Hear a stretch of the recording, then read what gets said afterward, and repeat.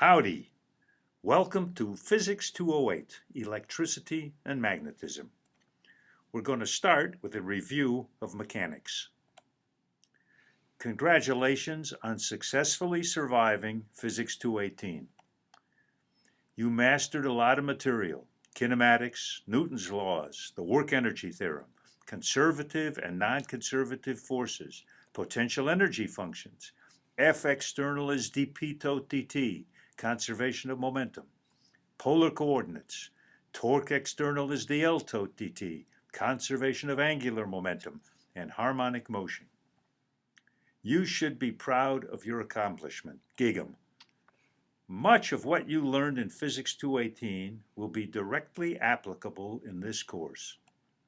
It would be helpful to review some topics before starting the study of electricity and magnetism. All of the material dealing with electricity starts with Coulomb's law, which is naturally expressed in polar coordinates, IR and I theta. You might remind yourself of the derivation that was the first problem on the third test. You have been using batteries since you were a baby.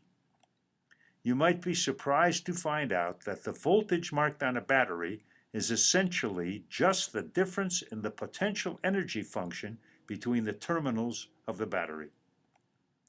It would therefore be hard to understand anything about electrical circuits without knowing about potential energy functions. This subject is definitely worth reviewing, as it is probably the most difficult part of Physics 218. Does a potential energy function exist? Seems like a philosophical question. Not for engineers. But we will find that the common way of generating electricity presents a situation where no potential energy function does exist. Understanding the complicated condition defining a conservative force is therefore necessary. When we study circuits which have charges and currents varying with time, you will see that the mathematics required for harmonic motion is useful again for these circuits. Definitely worth a quick review. Much of the other material covered in mechanics will also be useful in this course. We will review all the material from Physics 218 as we need it.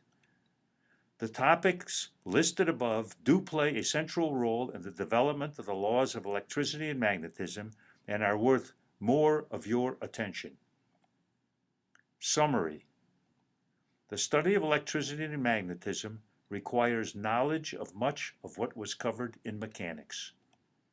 Spending a few hours reviewing polar coordinates, the idea of a potential energy function and the condition for its existence, and the simple differential equation of harmonic motion will be very beneficial. Gig 'em.